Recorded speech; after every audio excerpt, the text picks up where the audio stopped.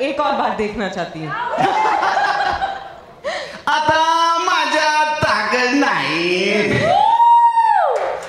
बहुत अच्छा लग रहा है। आई एम सो ग्लैड कि तुम्ही दोघं जण आहात। जैसे ही आप दोनों आए मुझे लगता है रौनक आ गई, चार चांद लग गए।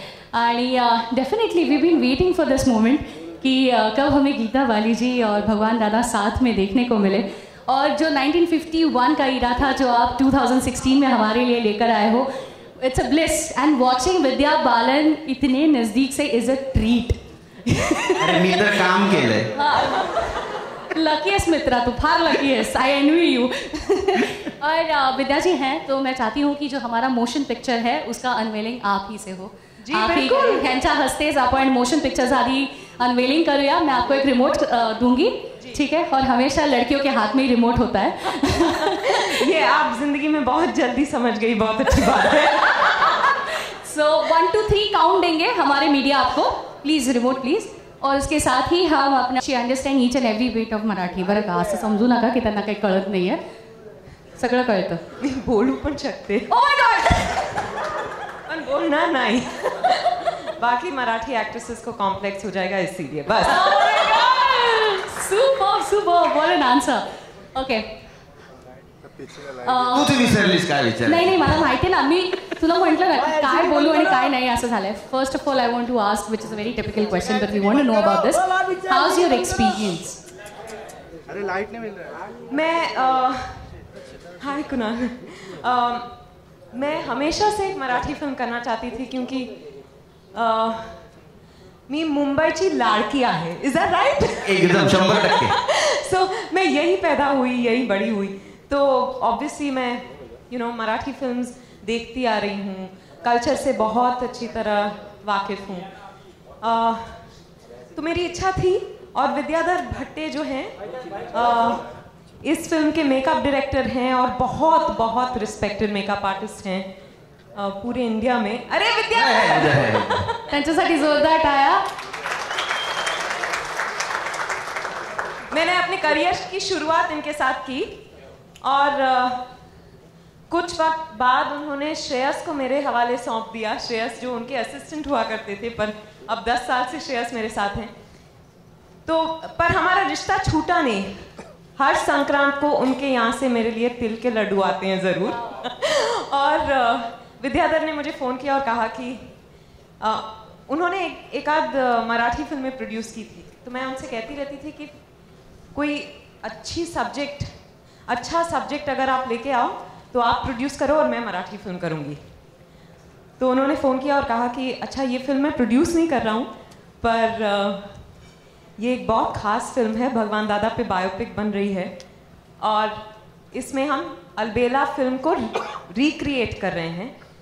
तो गीता बाली जी के लिए हम आपके बारे में सोच रहे थे कि आप स्पेशल अपीयरेंस करोगे, तो आपको क्या लगता है मैंने क्या कहा होगा? ऑब्वियसली मैं तुरंत हामी भरी और फिर मैं शेखर सर से मिली और मुनीश जी से मिली और फिर मंगेश से मिली। तो लगा कि ये बहुत अच्छा सेटअप है, बहुत ईमानदारी से एक फिल्म बनाने की ये कोशिश कर रहे हैं और मेरे लिए तो 4 चांद लग गए। मतलब मराठी फिल्म और वो भी गीता बाली जी के रोल में, तो मैं बहुत ज़्यादा खुश हो गई। और मैंने इसी तरह मैं इस फिल्म से जुड़ी, आपको रियलाइज़ हुआ होगा कि एक बार मैं माइक उठा लेती हूँ तो फिर मैं छोड़ती नहीं हूँ। तो जहाँ टोकना है टोक लीजिए। बहुत अच्छा लग रहा है कि अगर देखा जाए तो हिस्ट्री रिपीट्स, जैसे कि तब हुआ था कि 1951 में कि गीता जी इतनी बड़ी सुपरस्टार थी और भगवान दादा तब उभर रहे थे और उन्होंने ये नहीं सोचा कि मैं किसी नए कलाकार के साथ काम कर रही हूँ। तो हमारा मंगेश तो मराठी में बहुत बड़ा है पर हिंदी में अभी अभी आ रहा है, तो आपने सोचा था कि मैं इतनी बड़ी सुपरस्टार हूँ, मैं मराठी यूनिट के साथ कैसे काम करूँ? नहीं, बिल्कुल नहीं। जैसे मैंने कहा कि मेरी चाह थी कि मैं मराठी फिल्म करूँ, and there couldn't have been a better first Marathi film for me. और मंगेश के कुछ फोटोज़ मैंने देखे एज भगवान दादा और मैंने कहा या तो ये आदमी बिल्कुल उनकी तरह दिखते हैं या फिर मेकअप का चमत्कार है। और फिर रिहर्सल के लिए मैं गई गाने के, तो मैंने रिहर्सल हॉल एंटर किया, वहाँ ये खड़े थे, मैंने पोलाइटली स्माइल किया और मैं अंदर चली गई। मुझे लगा कोई होंगे वहाँ के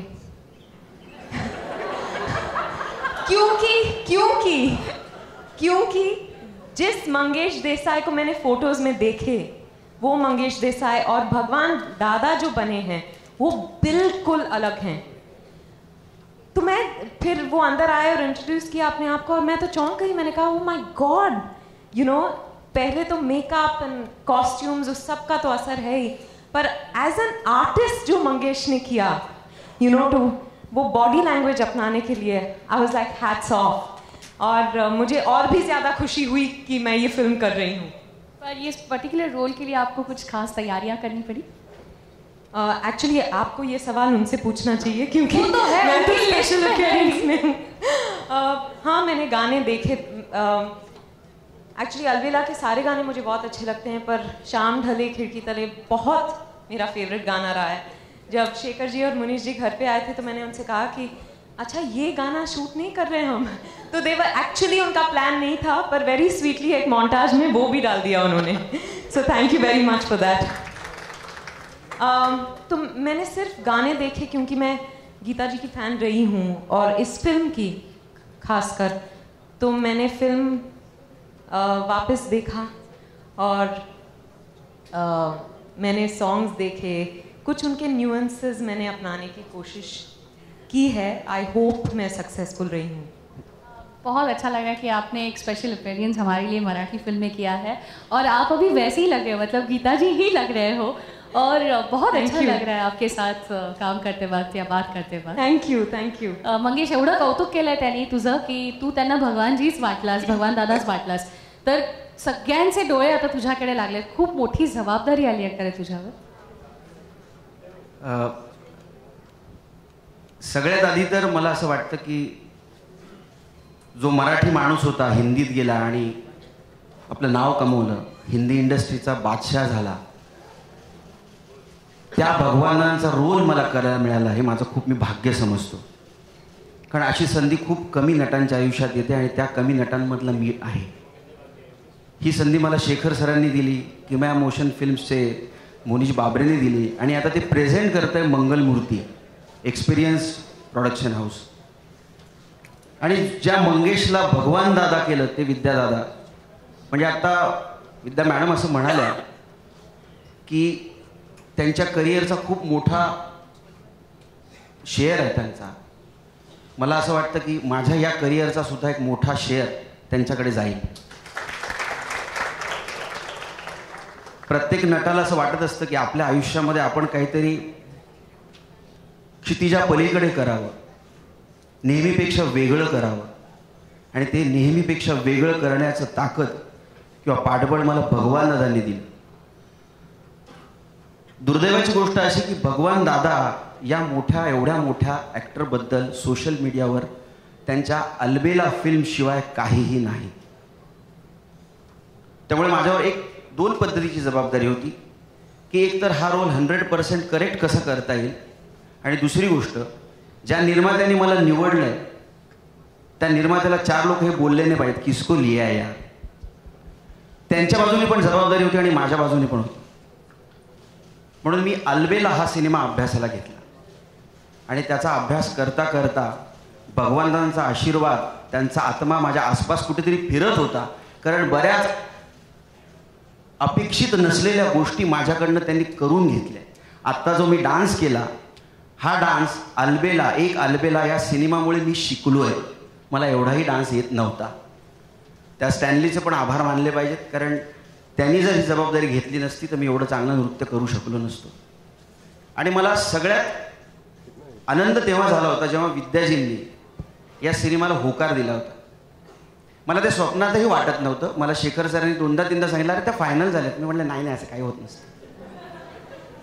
तुम्ही म्हटलं शूटिंगच्या दिवशी सांगणार, अरे नाही त्यांच्या डेट्सचा प्रॉब्लेम आहे जरा मंगेश, तर आपण जरा दुसऱ्या मुलीला गीताबालीच्या रोलला आणलं आहे. पण मी पहिल्या दिवशी पहिलाच सिक्वेन्स आमचा एका गाण्याच्या तुकड्याचा होता आणि त्या दिवशी विद्याजींना बघितलं आणि म्हणतात ना की स्वप्न कुठेतरी प्रत्यक्षात इथं तसं झालं. याचं कारण सांगतो मैं आपके सामने बोलता हूँ. जिंदगी की जब शुरुआत की मैंने, एक्टिंग जब स्टार्ट की, उस वक्त मैंने तेजाब 13 बार देखी थी और मुझे ऐसा लगता था कि माधुरी दीक्षित के साथ मुझे काम करना है. वो तो नहीं हुआ. कुछ साल गए, मैं मुंबई में आया और मेरे घर के सामने एक ब्रिज है. ब्रिज के वहाँ एक होर्डिंग लगा था जिसके ऊपर रानका ज्वेलर्स की ऐड थी और उसमें आपका फोटो था. और उसके पहले कुछ दिन पहले मैंने कहानी देखी थी. तो कहानी फिल्म देखने के बाद बोला, माधुरी दीक्षित किंवा विद्या बालन या दोघांपैकी कोणावर मला काम करायला मिळालं तर मी औरंगाबादवरून इथे आलोय ते सार्थकी लागलं. आणि देवाने माझी ही प्रार्थना ऐकली आणि एक अल्बेलामध्ये माझ्याबरोबर विद्या मॅडम आहेत. तुम्ही ते पाहता. Thank you very much. ह्याचा अजून एक USP म्हणजे गाणी. या चित्रपटाची गाणी फारच गाजलेली आहेत आणि ती पुन्हा आपण रिक्रिएट केली आहेत. तर त्या गाण्यांविषयी काय सांगशील आणि एखादं गाणं आपण बघायचं का? तर त्या गाण्यांविषयी मी काही सांगण्यापेक्षा ती गाणी आपण जर बघितली तर मला असं वाटतं फार आनंद होईल. पुन्हा तुम्ही त्या काळात नवीन भगवान दादा आणि गीता बालीवर गेल्यासारखं तुम्हाला वाटेल. आपण गाणी बघूया. Can you have a song please?